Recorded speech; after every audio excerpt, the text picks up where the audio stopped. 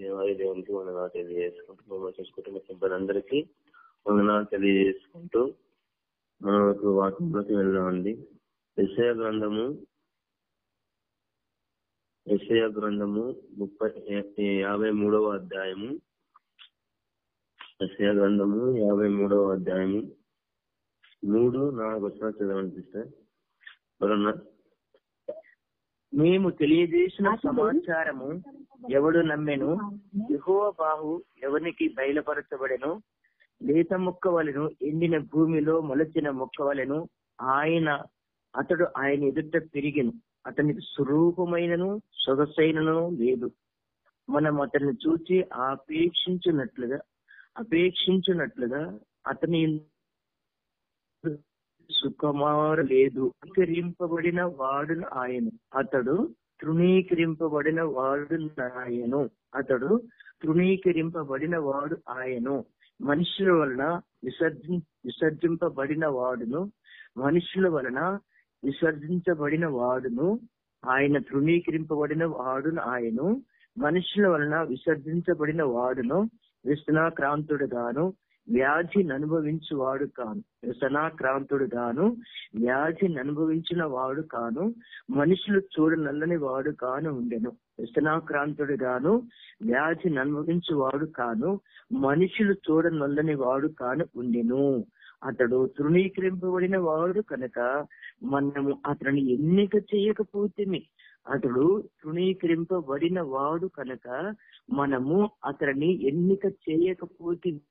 నిశ్చయముగా అతడు మన రోగములను భరించను. నిశ్చయముగా అతడు మన రోగములను భరించను, మన వ్యసనములను వహించను. అయినను మొత్తబడిన వాని కాను, దేవుని వలన బాధింపబడిన వాని కాను. దేవుని వలన బాధింపబడిన వాని కాను, శ్రమ నొందిన వాని కాను. మనం అతని ఎంచితిమి. మన అతిక్రమ క్రియలను బట్టి అతడు గాయపరచడు. అతిక్రమ క్రియలను బట్టి అతడు గాయపరచబడెను. మన దోషములను బట్టి నలగొట్టబడెను. మన సమాధానార్థమైన శిక్ష అతని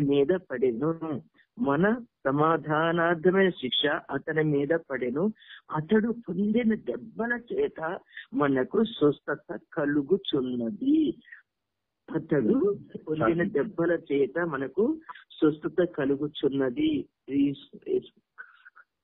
అంటే చాలండి. వాక్య నిమిత్తం శాంతాన్ని ప్రేయర్ చేయండి. స్తోత్రం నాయన యేసుక్రీస్తు ప్రభా, నీకు స్తోత్రం. నేను వాడానికి స్తోత్రం చెల్లిస్తున్నాం ప్రభా. అవును ప్రభా, నీకు వందనాలు, కృతజ్ఞత స్తోత్రం చెల్లించుకునే భాగ్యమును మాకు దయచేసినందుకు స్తోత్రుడైన. ముఖ్యంగా ఈ వాక్య భాగ్యాన్ని ప్రభా, నీ ప్రియ కుమారుడు నైనా ఏర్పరచుడు కుమారుడు ప్రభ నైనా తండ్రి గారు అయా వాక్యం చెప్తుండగా నైనా హృదయాన్ని నైనా తండ్రి అయ్యా నీ ఆత్మతో నింపండి. నీ మనసు నీ ఆత్మతో నింపండి ప్రభ. మీరు మాత్రమే మాట్లాడిన బిడ్డకు నోటికి నీ వాక్కును అందించండి ప్రభ. పరిశుద్ధాత్మ దేవుడు ఆ బిడ్డతో మీరుండి నడిపించి మేము గ్రహించుకునే హృదయాన్ని వినే చెవులుగా మాకందరికి దయచేసి నీ నామను మహిమపరచుకోమని యేసుక్రీస్తు నామమున అడుగుతున్నాను పరలోక. థ్యాంక్ యూ అండి. చూస్తున్నట్టయితే మోసే ప్రవక్త గారు ముందే అప్పుడు దేవుడు భూమి మీదకి రాకుండా ముందే యోసేపు ప్రవక్త గారు ముందే చెప్తున్నాడండి. అది యేసుక్రీస్తు ప్రభుల వారు ఆయన ఈ లోకంలోకి రాకుండా ముందే యోసేపు ప్రవక్త గారు చెప్తున్నాడు. ఏమని చెప్తున్నాడంటే, యెషయా గారు ఏమని చెప్తున్నాడు, యేసుక్రీస్తు ప్రభువుల వారు వస్తారు, ఆయన మన మనుషుల ద్వారా తృణీకరించబడతారని యెషయా ప్రవక్త గారు చెప్తున్నాడండి. అలానే మనము అప్పుడు యూదులు తృణీకరించారు, ఇప్పుడు కూడా అన్యజనులు గాని లేకపోతే దేవుని నమ్ముకున్న వాళ్ళు గాని లేకుంటే ముస్లింస్ వాళ్ళు కానీ అనేక మతాలుగా మన దేవుని మనం తృణీకరిస్తూనే ఉంటున్నాం. ఇప్పుడు కూడా ఆయన మన పాపాలను మోసేవాడు, ఆయన మన దోషాలను మోసేవాడు. అయినప్పుడు కూడా వీళ్ళు నమ్మడమే లేదు. అసలు యేసుక్రీస్తు ప్రభువుల వారు దేవుడు కాదని, ఆయన నిజమైన దేవుడు కాదు, ఆయన ఊరికి ప్రవక్త అని ఇప్పుడు కూడా ఇజ్రాయెల్ దేశంలో కూడా అదే అంటున్నారు. ఆయన దేవుడు కాదు, ఒక ప్రవక్త అని అంటున్నారు. కానీ మనము ఆయన దేవుని మనం నమ్ముతున్నాం. కొంతమంది 5వ సహోదరులు అయితే అసలు దేవుడు కాదనే దేవుని నమ్ముతూ ఉంటున్నారు. అనేక మనుషులు తుణీకరిస్తుంటున్నారు. కానీ మనుషులు తుణీకరిస్తే యేసుక్రీస్తు ప్రభువుల దేవుడు కాకపోడా ఆయన దేవుడు మాత్రమే అని మనం చూస్తున్నట్లయితే, అలానే ఆదికాండము 37వ అధ్యాయము 19వ వచనంలో చూస్తున్నట్టయితే అక్కడ యోసేపు అన్నలతో తుణీకరించుంటున్నాడు. మనం చూస్తున్నట్టయితే అన్నలతో యోసేపు తుణీకరించున్నాడు. ఆదికాండము 37వ అధ్యాయము 19వ వచనంలో చూస్తే మనం, వారు ఇదిగో ఈ కలలు కనవాడు వచ్చుచున్నాడు, వీని చంపి ఇక్కడ నిన్న ఒక గుంటలో పారవేసి దుష్టమృగము వీన్ని తినివేసినని చెప్పుదము.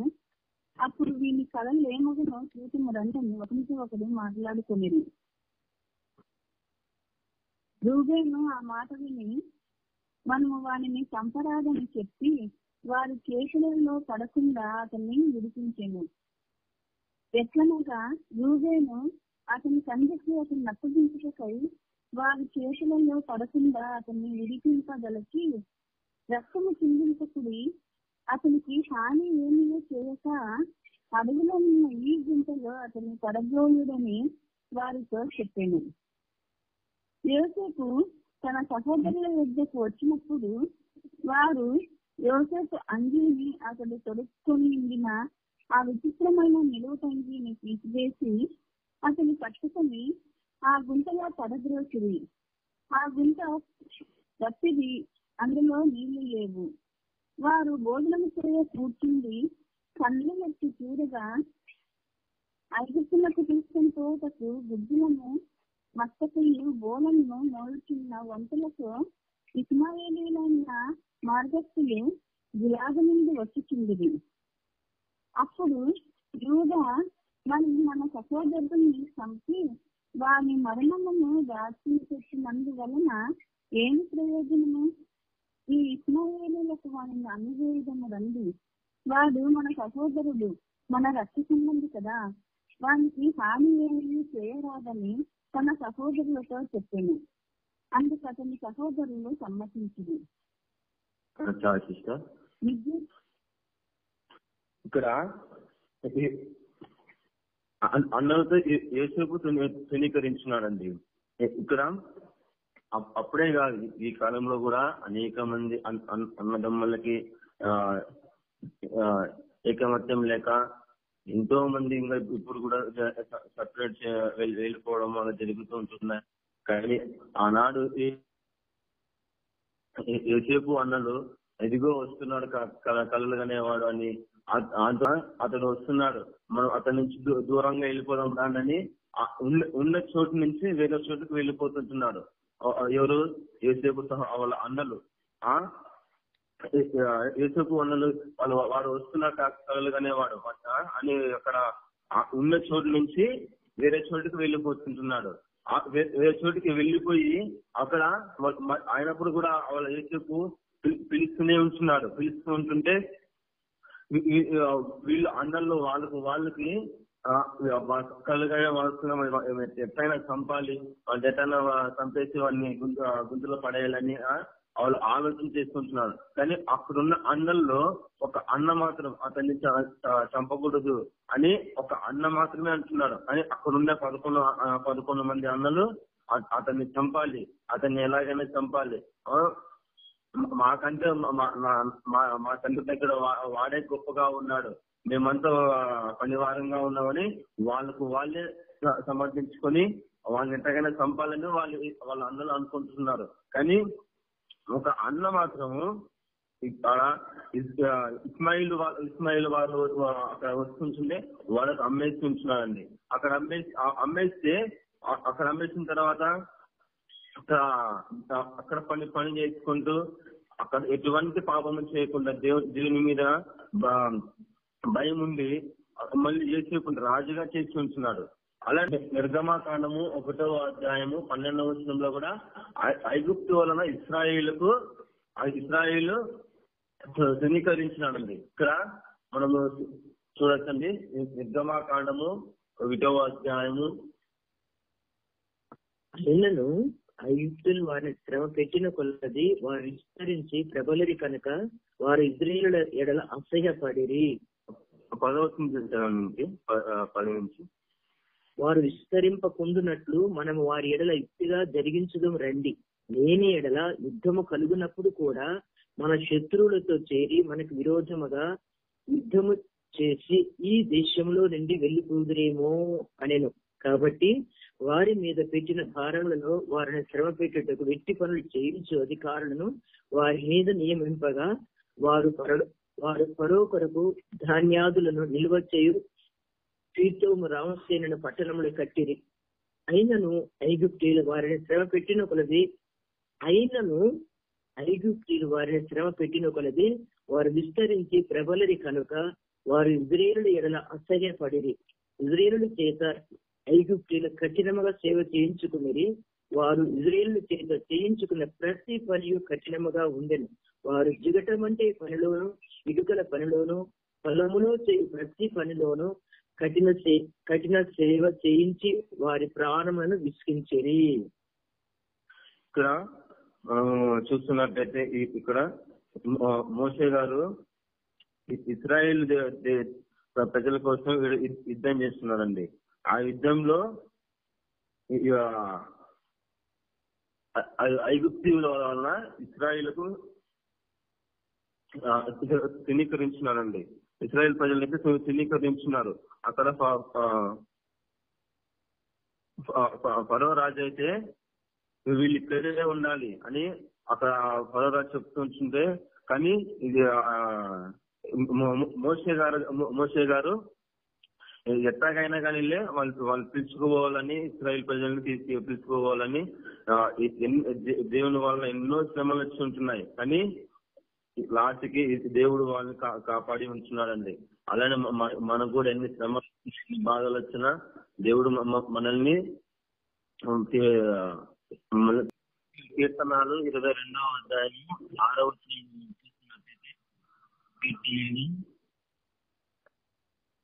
22వ అధ్యాయము 6వ వచనంలో ఇక్కడ దావీదు గారు ప్రజల వల్ల ధృవీకరించినాడండి. నన్ను చూచువారందరూ నేను నరుడును కాను, నేను పురుగును, నరుల చేత నిందింపబడిన వాడను, ప్రజల చేత తృణీకరింపబడిన వాడను. నన్ను చూసి వారందరూ పెదవుల విరిచి తల ఆడించుతూ నన్ను అపహరిస్తున్నారు. చాలండి. చూడండి, ఇక్కడ దావీదు గారు ఒక పాపం చేసినాడండి. ఏం పాపం అంటే ఒక స్త్రీని మోపు చూపి ఆమెను వ్యభిచారం చేసి ఉంటున్నారు. చేసినప్పుడు ఇక్కడ ఏమంటున్నాడు 5వ వచనంలో, వారు నీకు మొరపెట్టి విడుదల నుండి నీ ఎందు నమ్మిక నుంచి సిగ్గుపడకపోయేది. నేను నరుడను కాను, నేను పురుగును, నరుల చేత నిందింపబడిన వాడను, ప్రజల చేత ధృవీకరించబడిన వాడు. ఇక్కడ ఏమంటున్నారంటే నేను మనిషిని కాదు, నేను పురుగుని అని దేవుడు అంటున్నాడు. నేను ఎందుకంటే పాపము చేసి ఉంటున్నాను. అక్కడ చిన్నప్పటి నుంచి దావీదు గారు పాటలు పాడుకొని వాయిద్యాలు వాయించుకుంటూ దేవునిలో భయభక్తులు కలిగి ఉన్నప్పుడు ఒక రాజు అయిన తర్వాత అతనిలో ఏం పుట్టిందండి? ఒక పాపం పుట్టి ఉంటున్నది. అక్కడ పాపం పుట్టి ఉంటుంటే అక్కడ దేవుడు ఎలాంటి వాడు తెలుసు ఆయనకి. అయినప్పుడు కూడా దేవుడు మాత్రం అతన్ని పాపం చేసింటే 7 సార్లు ప్రార్థన చేసింటే అతని పాపం కూడా క్షమించలేదండి. అంత ఘోరమైన పాపం చేసి ఉంటున్నాడు. అలానే మనం ఇప్పుడు కూడా మనం ఎంతో మంది ఎన్నో పాపాలు చేస్తూ కూడా మనము దేవునికి దూరంగా ఉంటున్నాం. దేవుని మీద నమ్మకం లేకపోతూ ఉంటున్నాం. కానీ మనము దేవుడు మనల్ని ప్రేమిస్తూనే ఉంటున్నాడు. కానీ మనం దూరం అయిపోతుంటున్నాం. అలా దూరం కాకుండా దేవుని మనం దగ్గరగా ఉండాలని కోరుకుంటున్నాను. దేవుడు మన కోసం ప్రాణం తెచ్చుకుంటున్నాడు కదా, ఆయన మనము తృణీకరించకూడదు, ఆయన మనము ప్రేమించాలి అని దేవుడు దావీదు గారు చెప్తున్నాడు. అలాంటి యోబు గ్రంథము 2వ అధ్యాయము 9వ వచనంలో మనం చూస్తున్నట్టయితే భార్య వలన యోబు గారు తృణీకరించినాడండి. యోబు గ్రంథము మళ్ళీ చూస్తున్నట్టయితే అతని భార్య వచ్చి నీవు ఇంకా దేవుని దూషించి మరణము కమ్మనెను, అందుకతడు మూర్ఖురాలు మాట్లాడునట్టు నీవు మాట్లాడుతున్నావు, మనము దేవుని వలన మేలు అనుభవించుతున్నాము, మనం అనుభవింపచదా. నేను ఈ విషయంలో ఈ సంగతిలో ఏ విషయం అందరూ యోగు నోటి మాటతోనైనా పాపం. ఇక్కడ మనం చూసినట్లయితే యోబు గారు ఆయనకు అనేక ఆస్తులు ఉంటున్నాయి, గొర్రెలు కొడుకులు అందరూ ఉన్నప్పటికీ అన్ని చనిపోయి ఉంటున్నాయి. గొర్రెలు గాని మేకలు గాని వాళ్ళ కుమారులు అన్ని చనిపోయి ఉంటుంటే అతనికి ఒక వ్యాధి వచ్చిందండి. ఆ వ్యాధి వచ్చింటే బురదలో ఉండి ఒక చిన్న పెంక తీసుకుని గోక్కుంటుంటే వాళ్ళ భార్య వచ్చి ఏం చెబుతుంది, ఇప్పటికైనా మీ దేవుని నువ్వు తృణీకరించు, ఇప్పటికైనా దేవుని తిచ్చు నువ్వు బయటికి రా అనేది అతని భార్య అంటుంటుంది. ఇప్పట్లో కూడా మనం చూడొచ్చు. కానీ అనేక మంది మనం ఇదేమైనా కాకపోతేనో మనకేమైనా జరగకపోతేనో మనం అనుకునేది, మనం ప్రార్థన చేసేటప్పుడు మనం అనుకుంటుంటాం మాకు అది కావాలా ఇది కావాలా అని. కానీ మనము అది జరగకపోయినా అనుకో ఈయనేం దేవుడు అని మనం అనుకుంటున్నాం. లేకపోతే మనం ఎవరన్నా అనారోగ్యంగా ఉన్నప్పుడు, లేకపోతే ఎవరన్నా హాస్పిటల్ ఉన్నప్పుడు అతను బతకాలని మనం ఎంతో అనుకుంటున్నాం. కానీ అది దేవుని ప్రణాళిక. మనము దేవుడు మనకు పిలుచుకోవాలనుకుంటే పిలుచుకొని పోవచ్చు. కానీ అక్కడ మనం దేవుని తృణీకరించకూడదు. అక్కడ ఏమంటున్నాడు యోబు గారు, అతని భార్యతో 10వ వచనం చదవనండి. అందుకు అతడు మూర్ఖురాలు మాట్లాడినట్లు నీవు మాట్లాడుతున్నావు, మనము దేవుని వలన మేలు అనుభవించుదుమా, కీడులో మనము అనుభవింపతగదా. మేలు అనుభవించుదుమా. చాలండి చూడండి, ఇక్కడ ఏమంటున్నాడు, మేలు మాత్రమే నువ్వు అనుభవిస్తావా, కీడు అనుభవిస్తావా అని దేవుడు అంటున్నాడు. నువ్వు మేలు మాత్రమే అనుభవిస్తుంటున్నట్టయితే నువ్వు కీడు ఎట్లా నువ్వు అనుభవిస్తావు, కీడు ఎంత అనుభవిస్తావో కీడు కూడా అంతనే అనుభవించాలి. కీడు వచ్చిందని దేవుని తృణీకరించకూడదు, కీడు వచ్చిందని దేవునికి దూరం కాకూడదు. నువ్వేమన్నా సమస్య వస్తే దేవునికి నువ్వు ప్రార్థన చేసుకోకుండా, లేకపోతే మందిరానికి వెళ్లకుండా, లేకపోతే నువ్వు దేవుళ్ళు నువ్వు ఉండకుండా లోకానుసారంగా తిరిగితే అంత ఉండకూడదు. ఎన్ని శ్రమ వచ్చినా, ఎన్ని బాధ వచ్చినా, ఎన్ని ఇరుకులు వచ్చినా దేవుని నువ్వు మాత్రం విడిచే సమస్య లేకుండా పెట్టుకోవాలి. అసలు దేవుని తృణీకరించకూడదు అని దేవుడు కూడా చెప్తుంటున్నాడు. అలానే ప్రసంగిలో మనం చూసినట్టయితే ధనికుల వలన బీదలు తృణీకరించుంటున్నారు. ప్రసంగి 9వ అధ్యాయము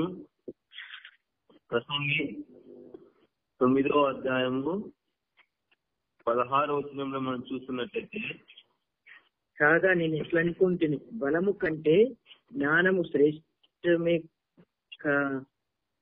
అని బీదవారి జ్ఞానము తృణీకరింపబడను, వారి మాటలు ఎవరైనా లక్ష్యము చేయరు, బుద్ధిహీనులు ఏలువాని కేకల కంటే మెల్లగా వినబడిన జ్ఞానుల మాటలు.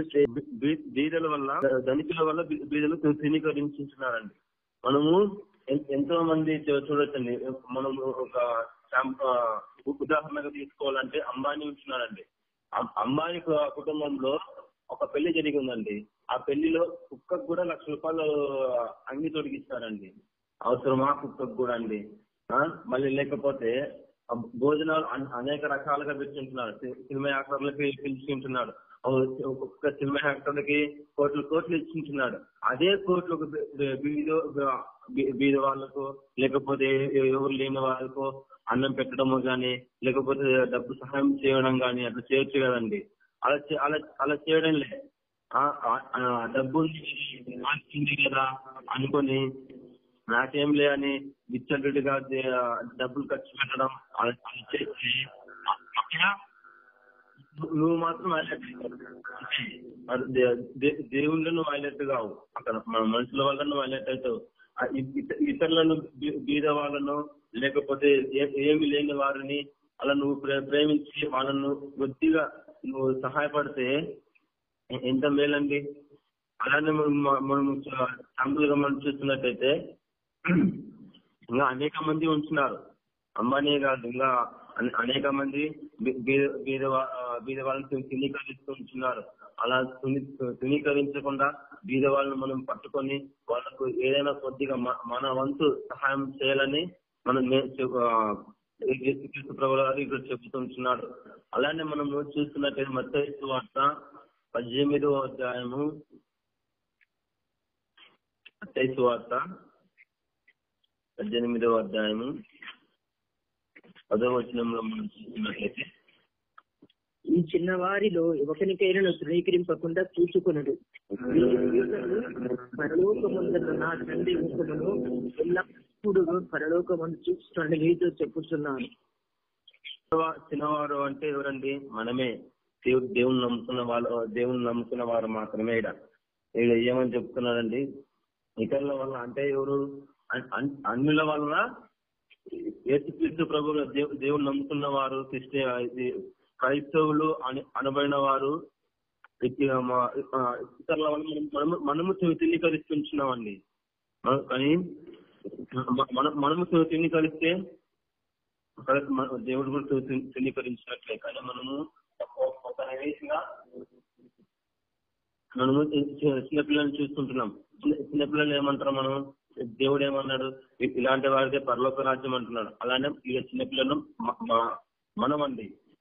మనము దేవుని నమ్ముకొని దేవుని విశ్వాసం ఉంది ఆయనలో మనం ఉంటే చిన్నపిల్లలు ఎలాంటి స్వభావం అండి? మనం ఎంత కొట్టినా ఎంత తిట్టినా వాళ్ళు ఎటువంటి లోపల కోపార్థాలు పెట్టుకోకుండా, కల్మషం పెట్టుకోకుండా ఆ పిల్లలు ఎంతగానో తీసుకుంటే మనము దగ్గరికి వస్తాడు. అలానే మనము కూడా అలాంటి వారమే. ఈనాడు ఎంతో మంది క్రైస్తవులను దూషిస్తుంటున్నారు, ఎంతో మంది క్రైస్తవులను కొడుతుంటున్నారు, హింసిస్తుంటున్నారు. కానీ మనం వాళ్ళను కొట్టట్లేదు, వాళ్ళని తిట్టట్లేదు. ఎందుకంటే దేవుడు మనకేం చెప్తుంటున్నారు? సువార్తను ప్రకటించమని చెప్తుంటున్నారు. ఇతరులను హింసించదని చెప్తుంటున్నారు.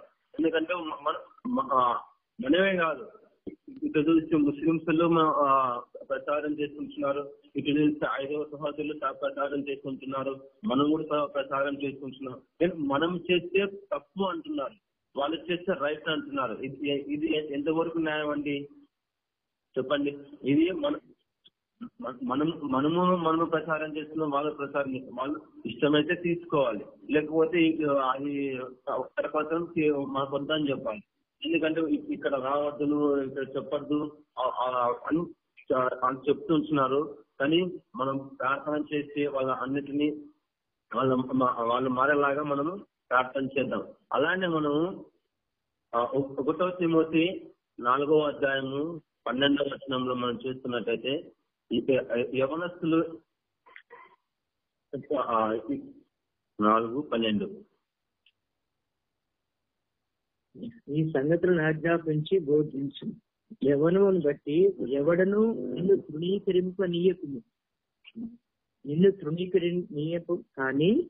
తృణీకరింపనీయకుము కానీ మాటలోను, ప్రవర్తనలోను, ప్రేమలోను, విశ్వాసములోను, పవిత్రతలోను విశ్వాసులకు మాదిరిగా ఉంటుంది. చాలండి. ఏమంటున్నానంటే ఇక్కడ యవనులు ఈ లోకంలో దేవుని నమ్ముకున్న వాళ్ళు కూడా లోకంలో పడిపోయి దేవుని వ్యతిరేకంగా పని చేసుకుంటున్నారు, దేవునికి వ్యతిరేకంగా మాట్లాడుకుంటున్నారండి. అలానే మనం చూసినట్టే మొన్న ఎక్కడ టీవీలో చూసిన, కోల్కతాలో జరిగిన సంభాషణ మనం చూస్తూనే ఉంటున్నాం. అక్కడ అతను కూడా ఇద్దరు చెల్లాళ్ళు ఉంటున్నారు. అతను కూడా అలా జరిగితే అతను ఉంటూనే ఉంటాడండి, కానీ ఉన్నాడు కదా.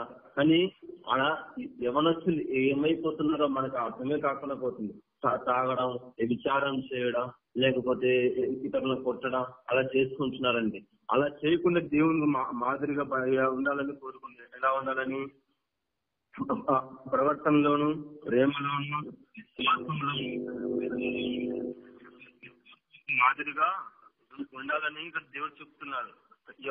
యవనస్తులు అలా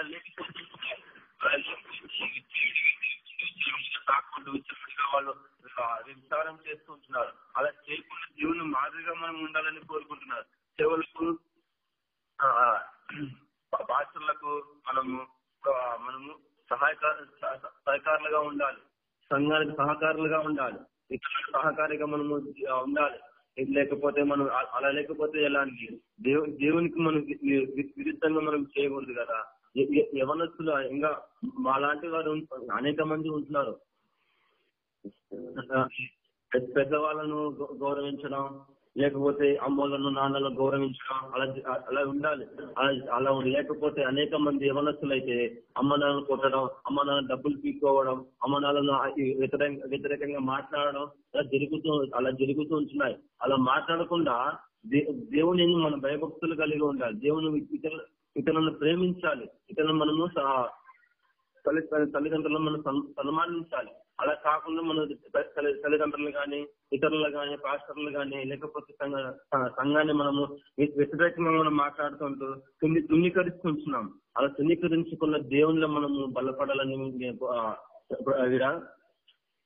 దేవుడు చెప్తుంటున్నారు. అలానే మనము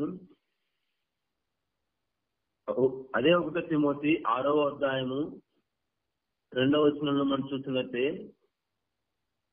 విశ్వాసులైన యజమానులు గల దాసులు తమ యజమానులు సహోదరులని వారిని తృణీకరింపక తమ సేవా ఫలము పొందువారు విశ్వాసులను ప్రియులై ఉన్నారని మరి ఎక్కువగా వారి సేవలను ఈ సంగతులు బోధించుతూ వారిని హెచ్చరించము. యజమాను వల్ల దాసులు తృణీకరిస్తున్నారండి. ఇక్కడ ఏంటంటే యజమాని అంటే ఎవరండి? ఒకరి కింద పని చేయడము, లేకపోతే ఒక షాప్ లో పని చేస్తూ ఉంటున్నాం. ఆ షాప్ లో పనిచేసే ఓనరు పెద్ద పొగులు పనిచేసేవాడిని తిట్టడము, లేకపోతే ఆ పనిచేసేవాడిని చిన్న చూపు చూడడం, లేకపోతే అతన్ని ఏదో హింస పెట్టడం అలా జరుగుతూనే ఉంటాయి. అలా యజమానులు దాసులకు ధృవీకరించకూడదండి. ఎందుకంటే దాసులు ఉంటేనే కదండి యజమానికి డబ్బులు వస్తాయి. అదే దాసులు లేకపోతే యజమానికి డబ్బులు ఎట్లా వస్తాయండి? షాపులైనా కాదండి, ఏం పని అయినా కానీ దాసులను మనము ప్రేమించాలి, దాసులను మనము చూసుకోవాలి. అలానే మనము తీతు 2వ అధ్యాయము 15వ వచనంలో మనం చూస్తున్నట్టయితే, తీతు 2వ అధ్యాయము 15వ వచనంలో,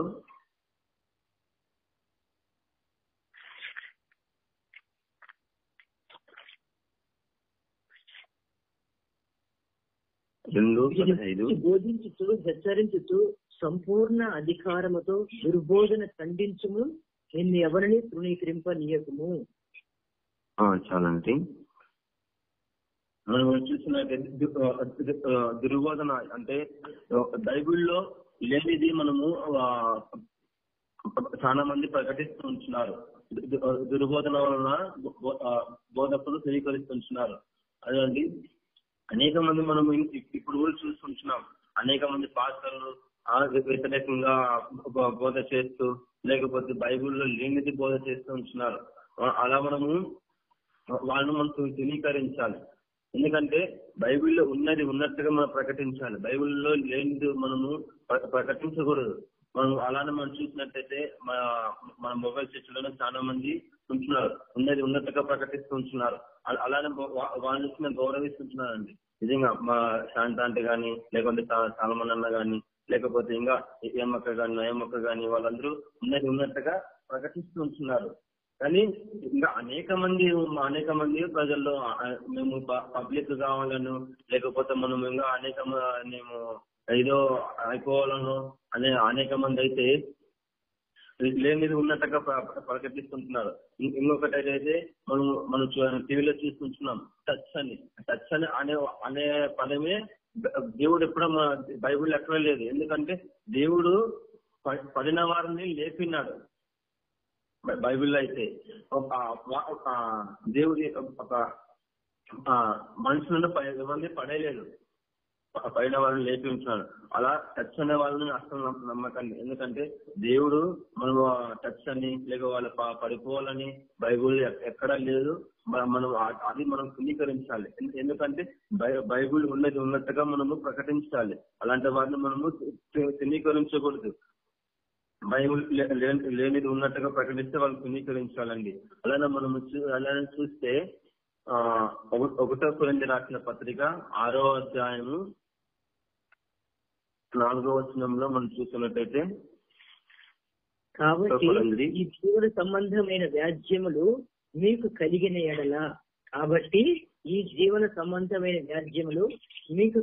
ఎడల వాటిని తీర్చుటకు సంఘములో తృణీకరింపబడిన చూసినట్టయితే సంఘ పెద్దలు మనము ధృవీకరిస్తున్నాం అండి.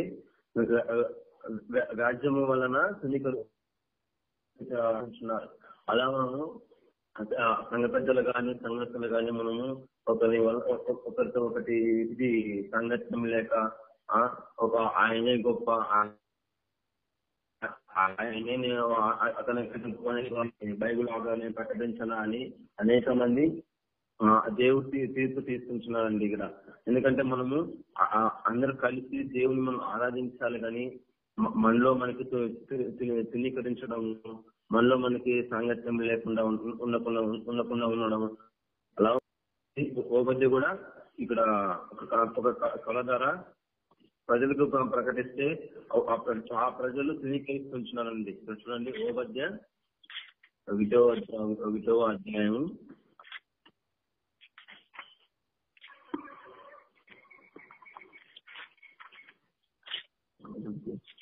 15. యెహోవా దినము అన్య జనులందరి మీదికి వచ్చుచున్నది, అప్పుడు నువ్వు చేసినట్టే నీకు చేయను, నువ్వు చేసినదే నేను కూర్చున్నాను. 1వ అధ్యాయం 2వ వచనం అంటే అంటే నేను అన్య జనులలో నిన్ను అల్పులుగా చేసి తిని నువ్వు బహుగా తృణీకరింపబడుదువు. అత్యున్నతమైన చూడండి, అన్ని జనులలో ఇక్కడ ఓబద్య తృణీకరించినండి. ఇక్కడ మనము మొదటి నుంచి మనం చూస్తున్నట్టయితే ఇక్కడ ఓబద్యకు ఒక దర్శనం కలిగిందండి. ఆ దర్శనం వలన ప్రజలకు అన్ని ప్రజలకు చెప్పుతుంటే నువ్వేం చెప్పడం అని అక్కడ ఓబద్యను ధృవీకరించాను. అలా మనం చూసినట్టు ఇంకా అనేక మంది మోషే కావచ్చు, ఇంకా ఎస్ఐ కావచ్చు, ఇంకా ఉన్నారండి చాలా మంది. అలా అన్ని జనుల వల్ల ధృవీకరిస్తుంటారండి. ఏలియా గారు, ఎలీషా గారు, మళ్ళీ అలానే ఇంకా అనేక మంది అన్ని జనుల వల్ల ధృవీకరిస్తుంటున్నారు. అలానే మనము కొంచెం అక్కడ మనం చూస్తున్నట్టయితే